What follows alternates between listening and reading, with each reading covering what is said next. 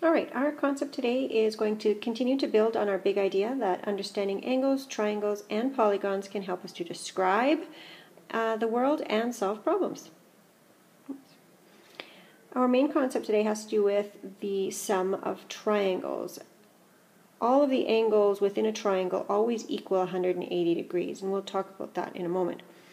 We're going to start with how we might use a known angle to figure out an unknown angle. So we know that a straight line is 180 degrees. Well, how might we use that information to help us figure out what this A angle is if we know this one is 115? Well, we're going to take 180, we're going to subtract 115 from it. So we know it's going to be 65. Now let's confirm that this in fact does work by adding them back up together.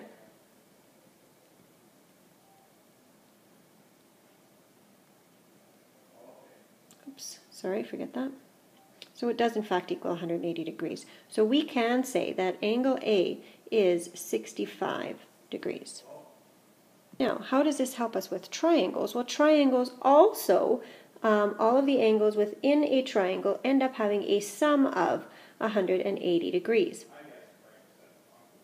So that means 80 plus 65. We would add those together to get 145, and again subtract that from 180.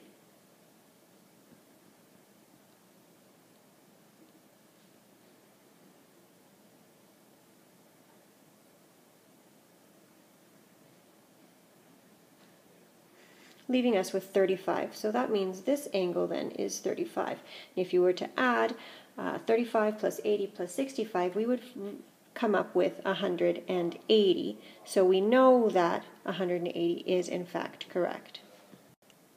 And as we've already said, sometimes we need to use what we know about straight angles and right angles to help us find missing angles. So here we have two sets of triangles. We need to use all of that information to try to find out all of the angles in these triangles. So we have angle A, B, Y, and X. First of all, we know this one's 48. It's told to us. This one's actually also told to us because we know when that little square is there, it means that it is a 90-degree angle. From that, we can figure out what X is going to be because we would have to add those and subtract.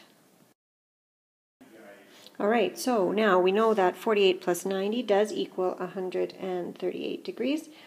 Then we take our total of our triangle, which we know is 180 degrees, and subtract 138 from it to find the final angle, which would be angle X, which is 48 degrees. Now we're going to continue to use this to find out the angles in the next triangle. First one is fairly simple. We know this here is a straight angle. If this one was 90 degrees, this one would also have to be 90 degrees, so B would equal 90 degrees. Up here we can see there's also a square, which means that these two together equal 90 degrees. Well, if this one is 48 degrees and this one together they have to equal 90 degrees, we're going to subtract again. All right, now we've subtracted 90 from 48 and we realize we have 42. So that means Y up here is equal to 42. From that, we can figure out what A is. If we know that this one is 90 degrees, Y is 42 degrees, we would add those two and then subtract it from 180 to get our A. All right, now I've done our work. 42 plus 90 does equal 132. Remembering that this entire triangle equals 180, we're going to subtract these two from that, which leaves us with 48. So that means that A is 48 degrees. So from what we had here, we were able to figure out all of our missing angles. We were able to figure out X and Y, knowing that this is 90 degrees and having the angles here, and knowing that a triangle does equal 180 degrees. As well, we were able to figure out B because we know a straight edge is 180 degrees, and from those two we were able to figure out our final triangle angle. So just remembering that we have certain generalizations that allow us to figure out missing angles. Right angle is 90 degrees, straight angle is 180 degrees, a triangle is 180 degrees. All right, press pause now and practice with these triangles. All right, let's check. So for this triangle, we added the 75 and the 50, giving us 125. Knowing that the entire triangle equals 180, we subtracted 180 from 125. We're left with 55. Same thing on this one. We're going to add our known angles. Remember, this tells us it's 90 degrees. This one we know is 35, so we're going to add those two, which coincidentally does equal 125 again. Again, knowing that the entire triangle is 180 degrees, we take 180, subtract 125, and again giving us 55.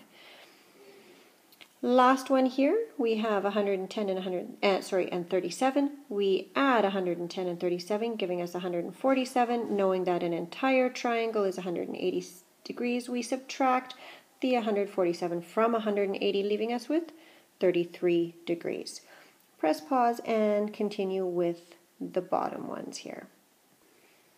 All right, let's take a look. So the key idea here being that the two unknown angles in each triangle below are equal.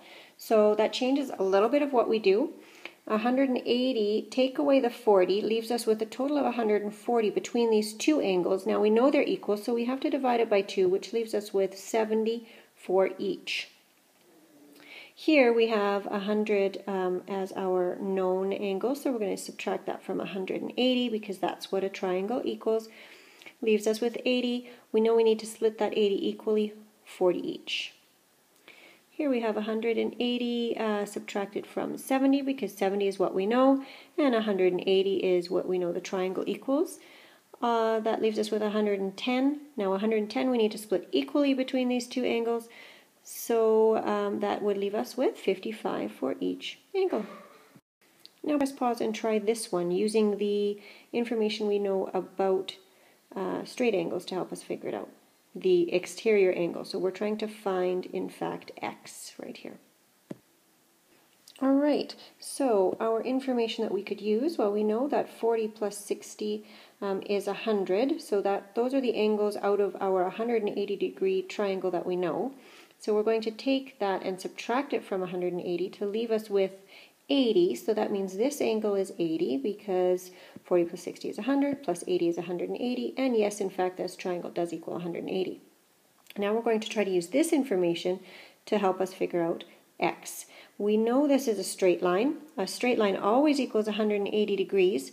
If a straight line equals 180 degrees and we know this part of it, in order to find this missing part of it, we're going to subtract from 180, which makes it 100. So this x angle is 100.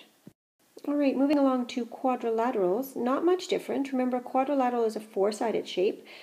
Every four-sided shape has a sum of 360 degrees, which makes perfect sense because any quadrilateral that you have can be divided in half diagonally to equal two triangles. Well, if one triangle is 180 and one triangle is 180, 180 plus 180 equals 360.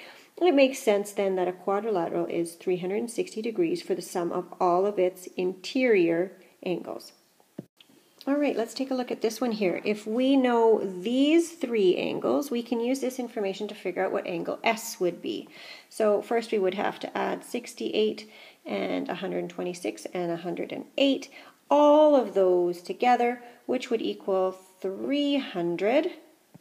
And if we know that the entire quadrilateral, four-sided shape, is equal to 360, we would have to subtract 300 from 360, leaving us with 60, which means that this angle would have to be 60 degrees. And again, you could always add to check. 106 plus 126 plus 68 plus 60 would in fact equal 360 degrees. All right, again, you're going to press pause and you're going to try to find the angle measure for the missing angle, remembering what these squares mean, and remembering that the sum of a quadrilateral is equal to 360 degrees. All right, so let's take a look. Well, we know 70 plus 70 is 140. 140 plus 115 is 255. So the angles that we know add up to equal 255.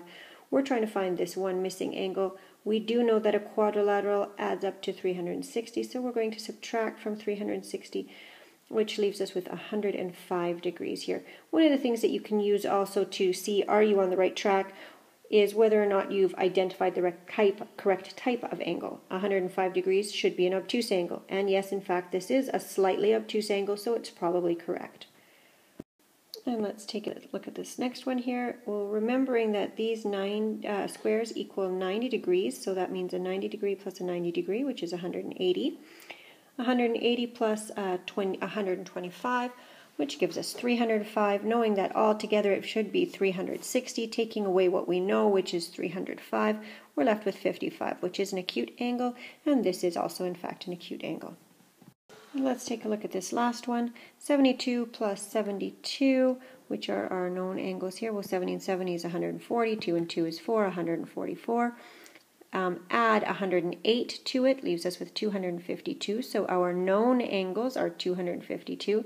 To find our unknown, we need to know that our quadrilateral adds up to equal 360 degrees. So we're going to take 360 and subtract 252 from it, which leaves us with 108. And what you'll notice, in fact, about parallelograms and rhombuses and such is that often the opposite angles are in fact congruent or the same, and you're seeing 72 and 72, so 108 and 108 makes perfect sense.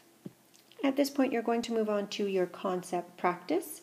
In your Math Makes Sense textbooks, you are looking at page 149, numbers 7 and 8 for the sum of triangles, and page 153, numbers 6 and 7 for the sum of quadrilaterals. Key here is to not mix up sum of triangles and quadrilaterals. Remembering quadrilaterals are generally bigger, it's a bigger shape in the amount of space that it has inside of it. Remember, if you have any questions, to of course ask.